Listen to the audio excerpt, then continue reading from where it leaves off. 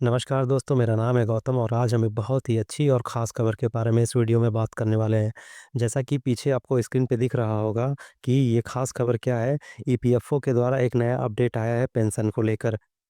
Update ये है कि किसी भी बैंक से, किसी भी बैंक के ब्रांच से अब आप पेंशन का जो पैसा है ईज़िली निकाल पाएँगे बिना किसी दिक्कत के।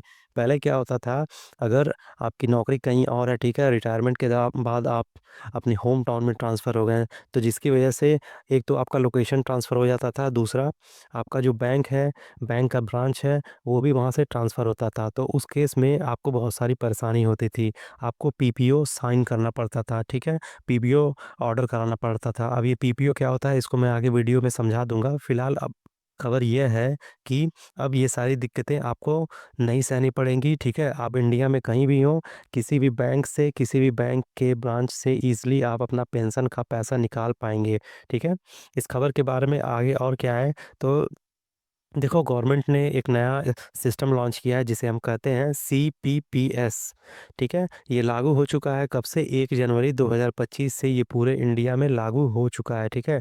स्टार्टिंग में अक्टूबर में ये लॉन्च किया गया था कुछ जगहों पे एज़ अ पायलट प्रोजेक्ट जिसमें श्रीनगर, जम्मू कश्मीर के लोकेशन थे। उसके बाद इसे नवंबर में कुछ और लोकेशन में लॉन्च किया गया और 1 जनवरी 2025 से ये पूरे भारत में अभी लागू हो चुका है। इसका पूरा मतलब क्या है, सेंट्रलाइज्ड पेंशन पेमेंट सिस्टम।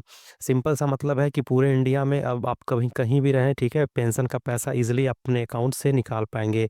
इसके पहले मैंने ज़िक्र किया था पीपीओ ऑर्डर का, उसको भी मैं एक बार यहाँ पे बता देता हूँ। देखो पीपीओ ऑर्डर क्या होता है, पहले के समय क्या होता था कि जब भी कोई व्यक्ति चाहे गवर्नमेंट हो चाहे सरकारी हो जिसमें पेंशन की सुविधा होती थी, ठीक है?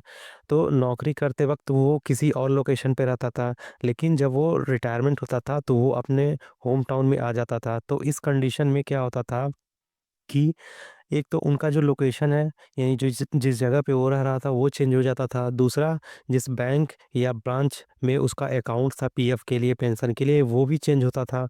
बैंक तो नहीं चेंज होता था लेकिन ब्रांच तो चेंज होता था। तो उस कंडीशन में क्या होता था कि एक पेंशन पेमेंट ऑर्डर होता है, उस कंडीशन में अगर ट्रांसफ़र होता है या बैंक या फिर ब्रांच आप बदलते हैं तो आपको एक पीपीओ ऑर्डर साइन करके देना होता है।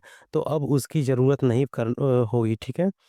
इंडिया में आप कहीं रहें, ठीक है, ईज़िली बिना इस परेशानी के आप अपना पेंशन ईज़िली निकाल पाएँगे। तो यही खबर है और आई होप ये बहुत अच्छी खबर है क्योंकि देखो एक तो रिटायरमेंट के बाद सभी को पता है कि रिटायरमेंट 60 साल के बाद होता है, तो 60 साल के बाद अब इंसान ये पेमेंट ऑर्डर लेने में परेशान रहेगा कि अपना जो रिटायरमेंट है वो एन्जॉय करेगा। तो मेरे हिसाब से जो फाइनेंस मिनिस्ट्री है गवर्नमेंट ऑफ इंडिया की, उसने बहुत अच्छा डिसीज़न लिया है, इन सभी चीज़ों को लागू कर और आई होप इसका जो रिज़ल्ट है आने वाले समय में बहुत अच्छा होगा। तो ये वीडियो यहीं पे होता है समाप्त। आई होप ये पूरी खबर आपको समझ में आ गई होगी। अगर ये आपने इस चैनल को लाइक नहीं किया है, शेयर नहीं किया है, सब्सक्राइब नहीं किया है तो कर दीजिए। इसी तरह के और न्यू अपडेट चाहे वो बैंकिंग से हो, फाइनेंस से हो, चाहे स्टॉक मार्केट से रिलेटेड हो, चाहे इंश्योरेंस से हो या फिर ईपीएफओ से जुड़ा हुआ हो, फाइनेंस की कैटेगरी में कोई भी अपडेट हो इस चैनल पे आपको लगातार मिलते रहेंगे। तब तक के लिए जय हिंद, जय भारत।